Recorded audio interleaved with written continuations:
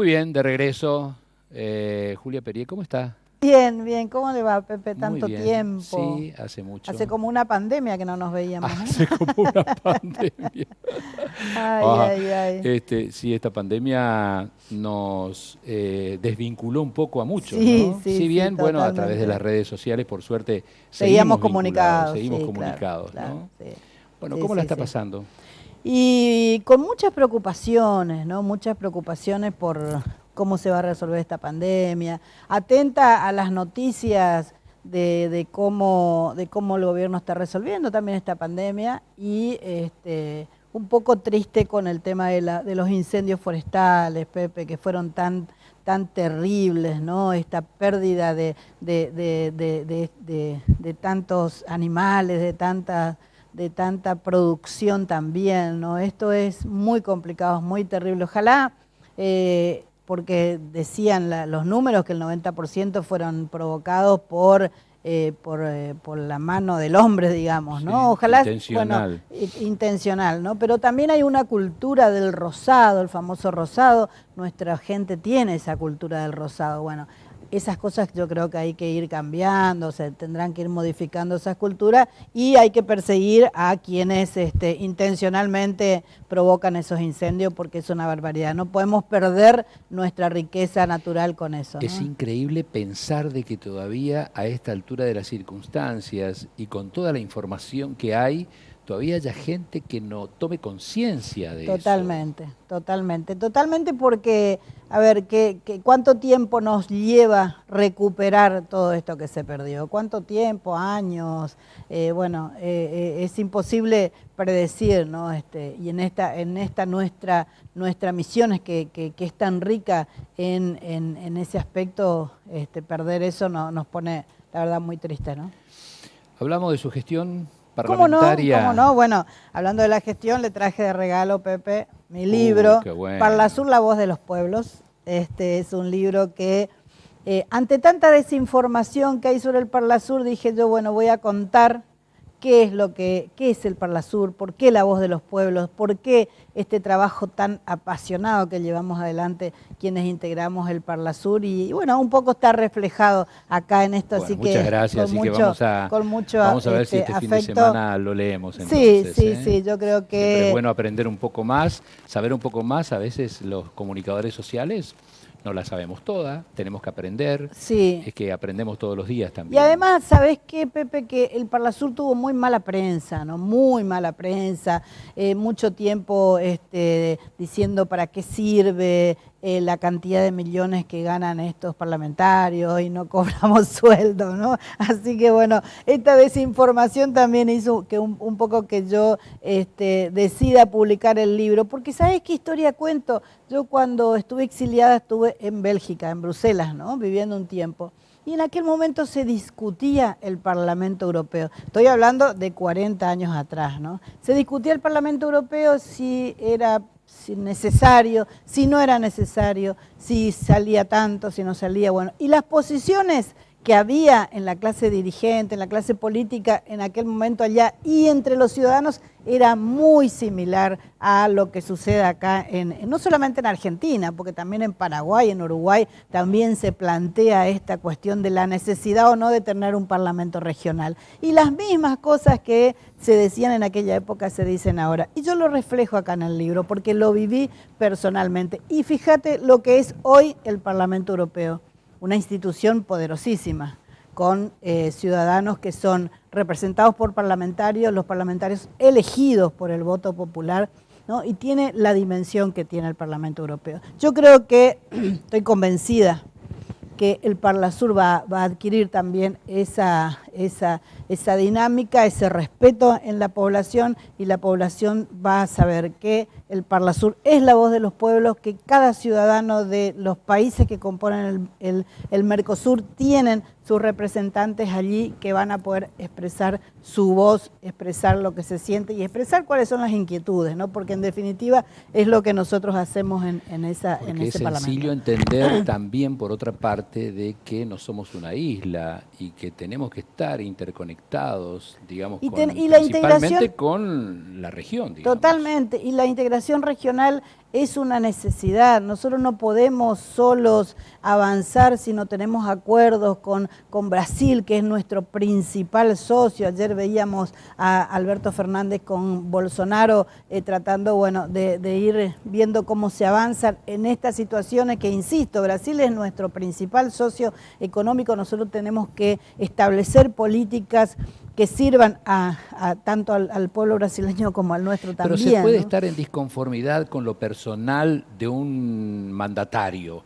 Totalmente. Ahora, no podemos ser necios en entender eso, de que Brasil es nuestro principal, tendría que ser nuestro principal aliado. Absolutamente, porque es nuestro principal socio, porque nosotros tenemos que comerciar con las mejores condiciones con ese país. Nosotros no podemos para nada pensar en estar aislados de Brasil o no tener una buena relación. Me parece que porque lo vi muy activo, esto de que hayan elegido a Scioli como embajador ha sido una buena decisión del presidente, ¿no? Porque está muy activo, está trabajando mucho, incluso con las economías regionales, reuniéndose mucho con gobernadores, con funcionarios. Creo que por ahí tiene que ir la cosa, ¿no? Y eso en el Parlasur se ve reflejado. Nosotros hemos trabajado mucho en este tiempo de pandemia, inclusive de Pepe, porque al principio, ya por marzo, abril, hubo una primer gran sequía, ¿no? Y ahí empezamos a trabajar con proyectos presentados al Parlasur que derivaron luego en que la Cancillería Argentina se reúna con la Cancillería Brasilera y la Paraguaya y entre los tres definan qué hacer con el tema de la represa de Itaipú y Bayo de Iguazú, que nosotros, y en esto trabajamos con Cecilia Brito también, estábamos convencidas de que si se abrían las compuertas iban a tirar un poco más de agua. Y eso sucedió, pero fue por nuestro empecinamiento también, porque vos sabés que hay gente que te dice que las represas no tienen nada que ver con la sequía. Bueno, nosotros insistíamos que en esa coyuntura sí. Así como ese, trabajamos en muchísimos temas, la mayoría relacionados con nuestro ecosistema, con la sequía, con la veda de pesca en las provincias de Santa Fe y de Entre Ríos, con el tema de la depredación que se estaba haciendo al río en la provincia de Entre Ríos, con el tema de la pesca del sábalo, en fin, cantidades de cosas. Y, por supuesto, también cuestiones que tienen que ver con la defensa de los derechos humanos. El Parlasur trabaja muchísimo en eso, muchas audiencias públicas mañana justo hay una audiencia pública sobre el tema indígena en toda la región. Fue un trabajo intenso, muy interesante y que luego se ven plasmados en políticas públicas, que es para eso es lo que debemos hacer, digamos, ¿no? Y en el medio de eso te cuento, porque es una linda noticia para mí, desde lo personal, desde lo político y desde lo laboral también, fui elegida presidenta del Foro Euro-Latinoamericano de las Mujeres, ¿no? Sí. Representando a Latinoamérica en un foro que funciona en espejo con el Parlamento Europeo y los 4 parlamentos latinoamericanos. En Latinoamérica hay 4 parlamentos: el Parlamento Centroamericano, el Parlatino, que abarca todos los países, el Parlandino y el Parlasur. Bueno, yo fui elegida entre esos 4 parlamentos para representar a las mujeres en este foro, que la verdad que es muy importante, es muy interesante, porque nos une a las mujeres de Europa, a las compañeras y bueno, y también pertenecientes a otros espacios políticos, ¿no? Porque de eso se trata, de que el trabajo sea mancomunado, sea entre todos, y que en todo caso las discusiones políticas o ideológicas las tengamos en otro ámbito, ¿no? Este ámbito es para que todas transversalmente trabajemos los mismos problemas, las mismas vulnerabilidades. ¿Cuál es una de las principales problemáticas que le preocupa a usted y que puede plantear con respecto a las mujeres? La violencia. Es un tema muy complicado, muy difícil. Mira, yo creo que lo único que no bajó en números en toda esta pandemia fueron los femicidios. Acá hay un femicidio en la República Argentina, cada 32 horas hay uno. La provincia de Misiones es una provincia que lamentablemente es una de las primeras en el tema de violencia de género, en el tema de femicidios, ¿no? Esto es un problema gravísimo, terrible, muy preocupante, y que, bueno, nosotros tratamos de aportar desde los lugares que estamos para ver cómo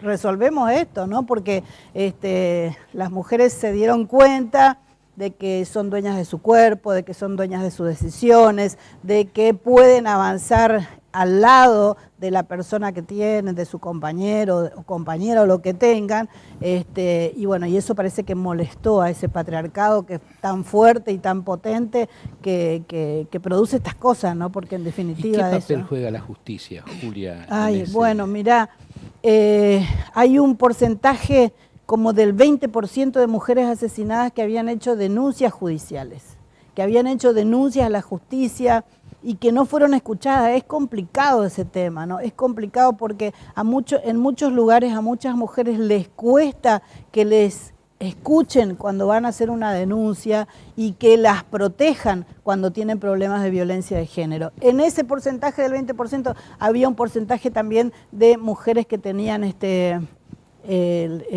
no recuerdo el término, bueno, la tobillera, porque ya habían sufrido violencia de género, ¿no? Entonces, ahí también vemos que hay cosas que fallan, ¿no? O la policía que le tiene que escuchar y que dice, pero vos ya viniste, que fue una de las cosas que sucedió hace muy poco, ¿no? En uno de los casos, y le decían a la chica, pero vos ya viniste a hacer la denuncia, muchas veces hiciste la denuncia, la propia policía, la propia mujer policía, ¿no? Muchas veces hiciste la denuncia, ahora tenés que ir a la justicia. Iba a la justicia y bueno, y terminó asesinada, ¿no?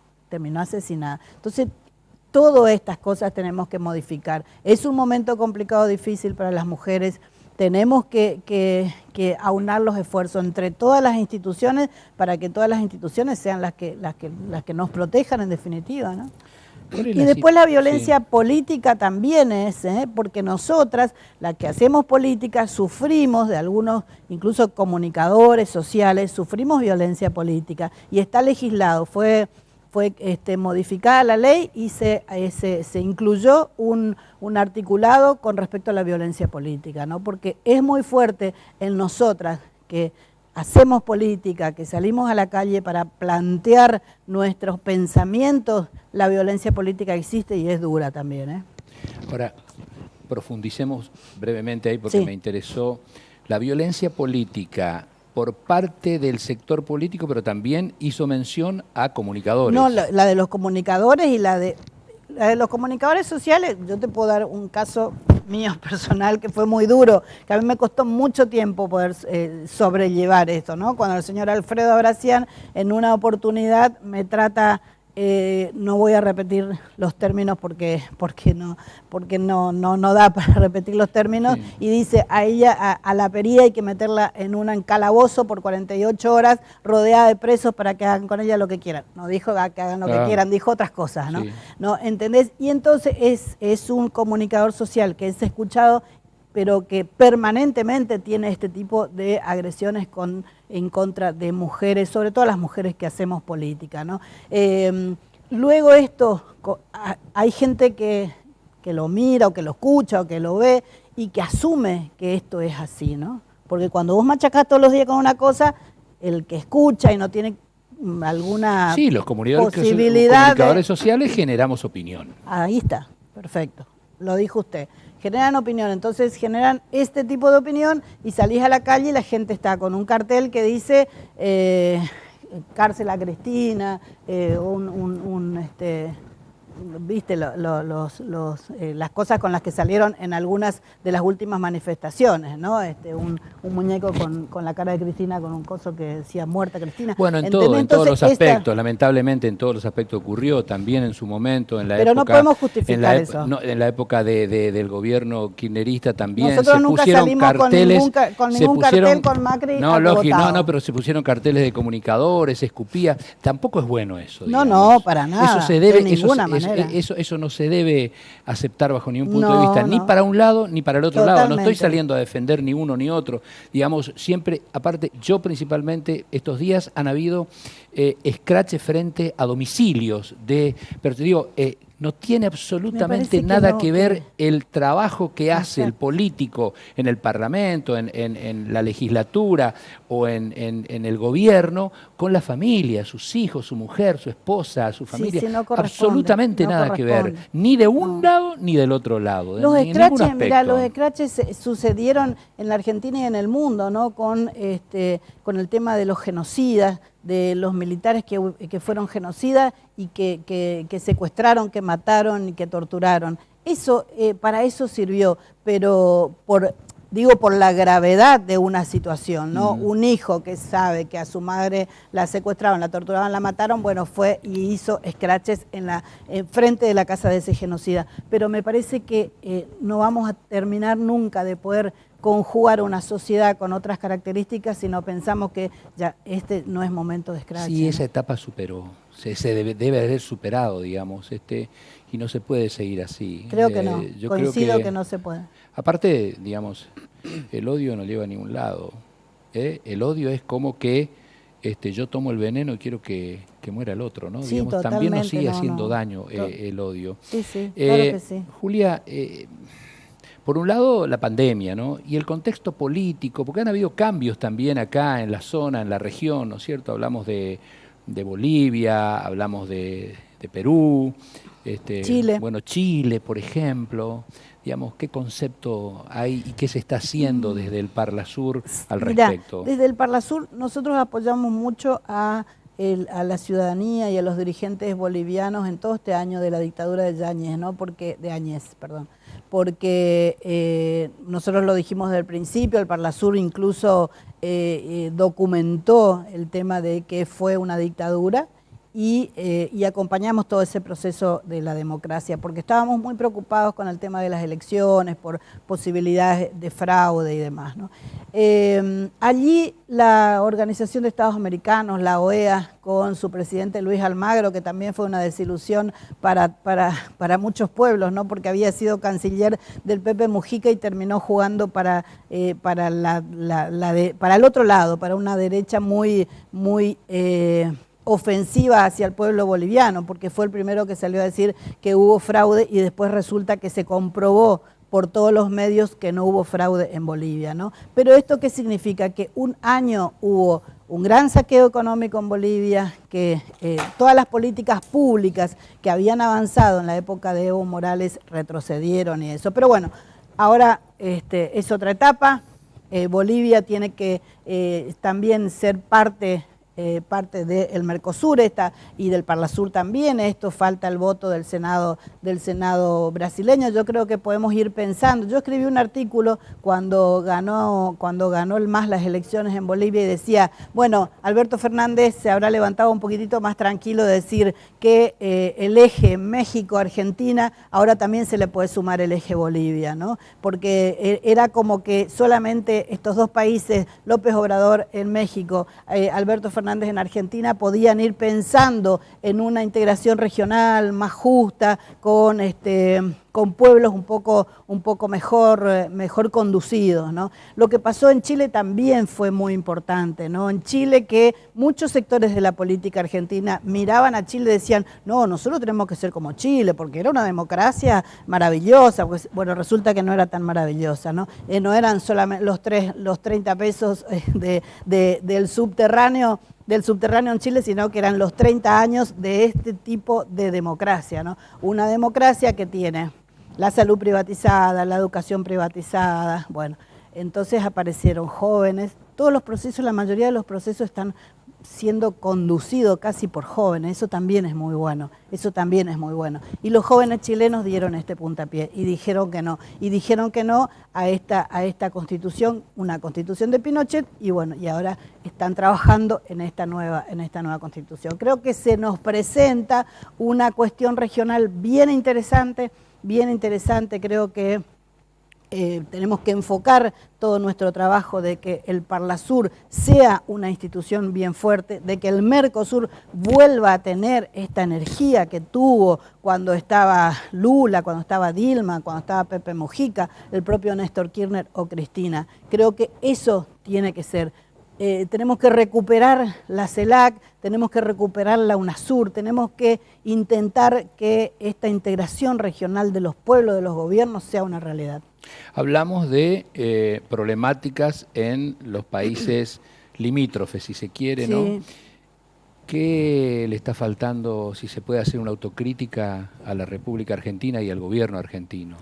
Mirá, sí, siempre es bueno las autocríticas. Le pregunto a usted, Julia, porque nunca titubeó cuando tuvo que hacer una autocrítica, digamos. Totalmente, es que me parece que es saludable también para los dirigentes, para el otro que escucha, ¿no? Creo que es necesaria. Yo creo que lamentablemente nosotros agarramos este año con 2 pandemias, ¿no? La primera pandemia, la que nos dejó el macrismo con 4 años del mayor endeudamiento de la República Argentina, nos endeudó a 100 años, nos fugó todo el dinero con el que nos endeudó, todo el dinero del Fondo Monetario y de los otros créditos que tuvimos, que vamos a tener que pagar nosotros, nietos y bisnietos, los fugó porque no están, porque usted no debe conocer un hospital que hayan hecho, una salita, nada de eso existió, ¿no? Entonces eso fue el macrismo y esa fue la pandemia del macrismo. Y tuvimos que agarrar eso con esta nueva pandemia, ¿no? Con esta pandemia de algo desconocido, que tuvimos que empezar a hacer hospitales, se hicieron como 14 hospitales, que tuvieron que empezar a recuperar la salud pública. Macri había sacado del medio, ya no era más Ministerio de Salud, era una secretaría, ¿no? Descubrimos millones de vacunas vencidas en la aduana. Bueno, la verdad es que fue un país devastado el que nos entregaron. Entonces, en ese país devastado se nos vino una pandemia y todo ese trabajo hubo que hacer. En el medio de eso, reordenar el tema de la deuda, renegociar la deuda. Bueno, fueron momentos muy duros y que hubo que poner mucha cabeza. Guzmán ahí creo que está haciendo está aportando lo que necesita la Argentina en esta coyuntura, ¿no? Y bueno, en el medio de eso, Alberto Fernández haciendo malabarismos para poder ir resolviendo los temas, ¿no? Pero no hizo ni una autocrítica. Porque Porque criticó al macrismo, sí, criticó a lo anterior, la pandemia de Macri, que los argentinos más o menos sabemos. Pero que es difícil también, en un tiempo en el que tenés un año donde tenés que apagar todos los incendios habidos y por haber, donde tenés que empezar a resolver problemas heredados que parece que fueron de 100 años y no, fueron de 4. ¿Qué podría decirte? Está tratando de recuperar la integración regional que también fue destruida, porque hay que decirlo, ¿no? Lo primero que hizo, una de las primeras cosas que intentó hacer Macri cuando llegó al gobierno fue, bueno, después de nombrar a 2 jueces por decreto, fue pensar solamente en la Alianza del Pacífico y no en el Mercosur. Bueno, todas esas cosas que después las tuvo que rever por Trump, etcétera, etcétera, ¿no? Bueno, todo eso. Y nosotros todavía tenemos, porque todavía estamos ahí bueno, no le voy a sacar, evidentemente voy a estar hasta las 11 de la noche y no le voy a sacar ninguna crítica. Está bien. Fue tan duro lo otro, mire. Es misionera, como sí, que en algún momento quiso ser gobernadora. Sí. Y nos pidieron un baño de humildad, ¿se acuerda? Sí. Por eso yo bajé mi candidatura, sí. Baño de humildad. Claro, porque éramos muchos los candidatos a gobernadores y incluso fue el momento en que salieron muchos compañeros a ser candidatos a presidente, ¿se acuerdan? Sí, sí. Tayana, Rossi, eso. Bueno, y Cristina dijo, muchachos, un baño de humildad, veamos cómo es la jugada. Y bueno, eso fue lo que sucedió. Pero más allá de esa cuestión que digamos quedó en el pasado, digamos, cómo ve, claro, anecdotario. ¿Cómo ve Misiones en este tiempo tan difícil, en este tiempo duro? Misiones hoy, una de las provincias con menos infectados, en fin, pero ¿y cómo ve esta llegada del 2021, que va a ser un año electoral, digamos? ¿Dónde la vamos a encontrar parada usted en ese aspecto? En el frente de todos, nosotros estamos en este frente que pudimos construir para derrocar a Macri. Este frente tiene todos los componentes que tiene el peronismo. El peronismo siempre fue además frentista, ¿no? Eso lo caracterizó y nos caracterizó y estamos ahí y vamos a seguir estando ahí. ¿Cómo veo la provincia? La ciudad de Posadas es una ciudad que han ordenado, ¿no? Me parece que la intendencia actual ha ordenado y ordena la ciudad, ¿no? La provincia tiene sectores vulnerables, muchos sectores vulnerables, pero tiene un crecimiento, este parque la escuela de robótica, por ejemplo, es la única en el país. Son cosas muy ejemplares de la provincia de Misiones, ¿no? Yo creo que el gobierno enfocó su trabajo en ese tipo de cosas, ¿no? Y esas cosas yo creo que hay que destacar y hay que rescatar. Y sigo insistiendo con el tema, hay sectores vulnerables, hay empleados públicos mal pagos, que con justa razón se manifiestan reclamando sus derechos, porque yo creo que hay empleados públicos y de los sectores más sensibles, como es por ejemplo el sector de la salud, ¿no? Donde todos sabemos y todos saben, sabe el gobierno, sabemos nosotros, saben los comunicadores, que no es un área muy bien paga, ¿no? Parlasur, la voz de los pueblos, el libro que hoy me obsequió Julia Perier y que lo voy a leer este fin de semana. Muy bien. En esa hermosa Monte Carlo que yo quiero tanto. Sí, sí, y que suele ir. Sí. ¿Esto está a la venta o esto es sí, nosotros pusimos a la venta por Amazon y por Mercado Libre, porque viste que ahora con el tema de la... Bueno, pero bueno, debería estar yendo yo a las librerías a llevar, pero no lo hice de acá de Posada, no lo hice aún, pero ya lo voy a hacer seguramente. Siempre un gusto charlar con usted dentro de las pequeñas disidencias que podemos tener, digamos, desde el comunicador al político, porque de eso se trata también la comunicación social. Exacto. Es un gusto siempre charlar con usted. Gracias por su amistad, por su comprensión y gracias por venir esta noche. Muy amable. Gracias a todos. Gracias. Muy bien, hacemos pausa y ya está en nuestros estudios el electo presidente del Colegio de Abogados de la provincia de Misiones, con el cual vamos a charlar en el próximo bloque aquí en el foro. Ya volvemos.